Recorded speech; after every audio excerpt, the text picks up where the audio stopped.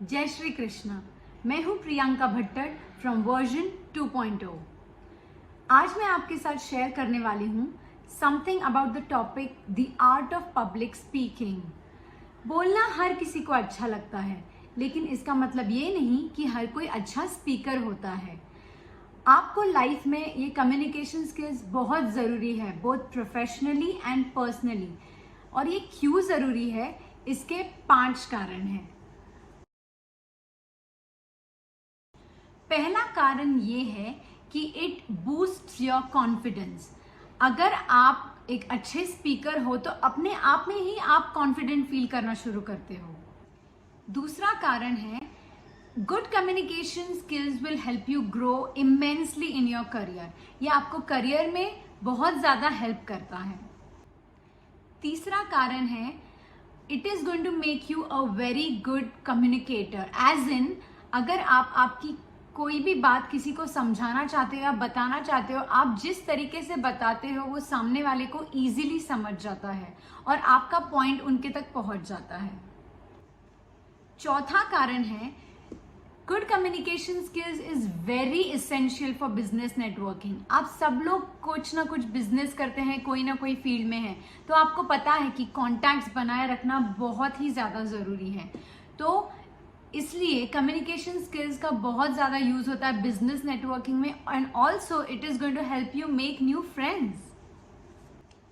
पांचवा कारण है public speaking is an amazing tool to spread your point of view and also to cast an influence on others।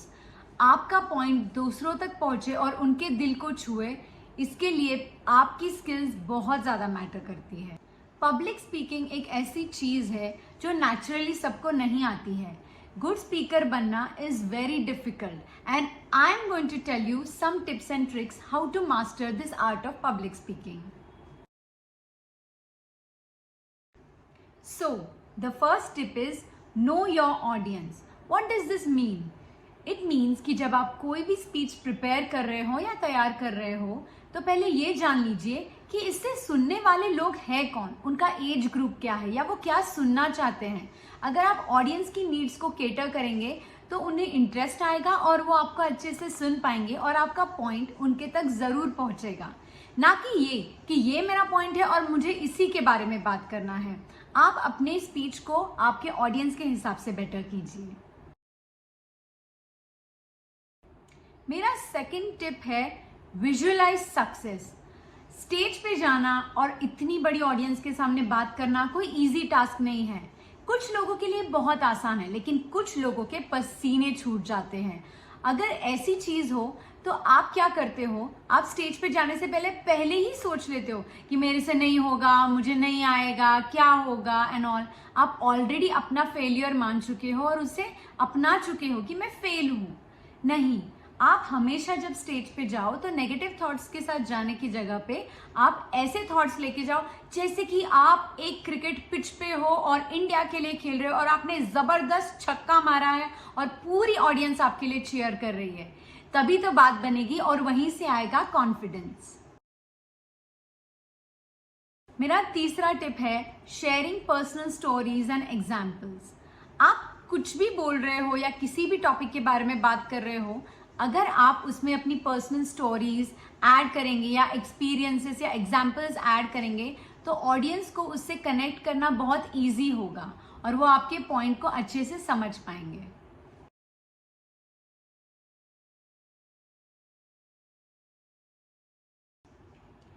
मेरा अगला point है know where to look. आप stage पे तो खड़े हो गए पर आपको पता ही नहीं है कि मैं स्पीच देते वक्त देखूं कहाँ पे। आप कंफ्यूज हो जाते हो, आप फोकस नहीं कर पाते हो। तो जब भी आप स्टेज पर हो तो हमेशा ऑडियंस की आई लाइन के ऊपर देखें, तो ऑडियंस को लगेगा कि आप उनकी तरफ देख रहे हैं, जबकि आपको कुछ भी दिखाई नहीं देगा और आप नर्वस भी फील नहीं होंगे। और अगर आप बड़े ग्रुप में बात कर रहे हो तो ऐसा कीजिए, लेकिन अगर ग्रुप छोटा हो तो एक एक करके ऑडियंस मेंबर्स की आंखों में डाल के बात कीजिए जैसे आप उनसे पर्सनली बात कर रहे हो।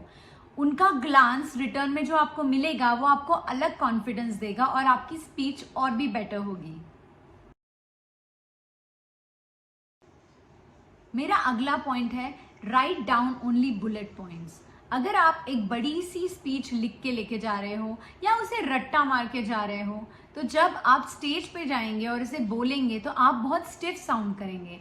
आपके वॉइस में ना कोई हाई होगा ना लो होगा, ना कोई स्ट्रेस होगा, ना कुछ ऐसा होगा जिससे ऑडियंस कनेक्ट कर पाएगी। इन केस अगर आप बुलेट पॉइंट्स लिख के जाए तो आपको पता है कि आपको कौन से पॉइंट्स पे बात करनी है और आप उस पर इजीली बात कर सकते हो। मेरा अगला पॉइंट है कीप इट सिंपल। आपको बहुत अच्छी लैंग्वेज स्किल्स आती होंगी, वोकैबुलरी वर्ड्स आते होंगे, हाई फंडू लैंग्वेज आती होगी, लेकिन ये सब ऑडियंस के सामने नहीं चलता है। इसके अलावा अगर आप उनको छोटी छोटी स्टोरीज सुनाए, कुछ चुटकुले सुनाए, जोक्स ऐड करें आपकी स्पीच में, या कुछ ऐसे फ्रेजेस सुनाए जो कैची हो, तो लोग उससे इजीली कनेक्ट कर पाते हैं और उनको समझने में भी आसानी होती है। So just keep it simple. मेरा अगला पॉइंट है identify and eliminate the verbal tactics. What does this mean? हम सबको आदत होती है जब हम बात करते हैं लाइक ऐसे वर्ड्स यूज करने के, और ये बहुत नॉर्मल है, लाइक हम लोग सब लोग यूज करते हैं, और पर हमें पता भी नहीं चलता कि हम ये कर रहे हैं। पर जब हम स्पीच देते हैं तो ऐसे पॉजेस अच्छे नहीं हैं, ये आपको और आपकी ऑडियंस को डिस्कनेक्ट करते हैं। तो ये कैसे जाने कि हम ये कर रहे हैं? तो सबसे पहले आप अपना खुद का एक वीडियो बनाइए और देखिए कि हम कहाँ गलत जा रहे हैं और हमें क्या एलिमिनेट करना चाहिए। मेरा अगला पॉइंट है good posture and positive body language. अब ये कैसे करें? कभी भी स्टेज पे एक स्टैंडिंग माइक लेके मत खड़े होइए या एक पोडियम के पीछे मत खड़े होइए। इंस्टेड अगर आप वॉक करके, चल के, थोड़ा सा ऑडियंस के साथ हैंड जेस्चर्स करके, उन्हें देख के बात करेंगे तो उन्हें एक अलग एनर्जी फील होती है आपसे, आपकी पॉजिटिव बॉडी लैंग्वेज को देख के, और वो आपसे इजीली कनेक्ट कर पाते हैं। और इसकी वजह से ये भी पता चलता है कि आप आपने जो टॉपिक है उसके बारे में कितना पैशनेट है और कितना इजीली बात कर सकते हैं।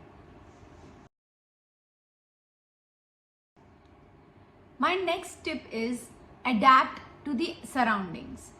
अब ये कैसे? अगर आप एक अच्छे स्पीकर हो तो आपकी निशानी ये होगी कि अगर आपको कोई भी टाइप के फंक्शन में या कहीं पे भी खड़ा करे तो आप उस हिसाब से आपकी लैंग्वेज चेंज करोगे। अगर आपको शादी में लेके जाए तो आप धूम धड़ाका कर दोगे। अगर आप फॉर्मल मीट में जाओगे तो आपके जैसा बेटर स्पीकर कोई होगा नहीं। And last but not the least, practice.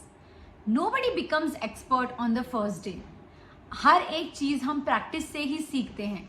अगर आपको एक फियर है पब्लिक स्पीकिंग का तो मिरर के सामने प्रैक्टिस कीजिए या खुद का वीडियो बनाइए और फिर प्रैक्टिस कीजिए, और ये सब चीजें आपको बहुत हेल्पफुल होंगी और आप एक अच्छे स्पीकर बनेंगे।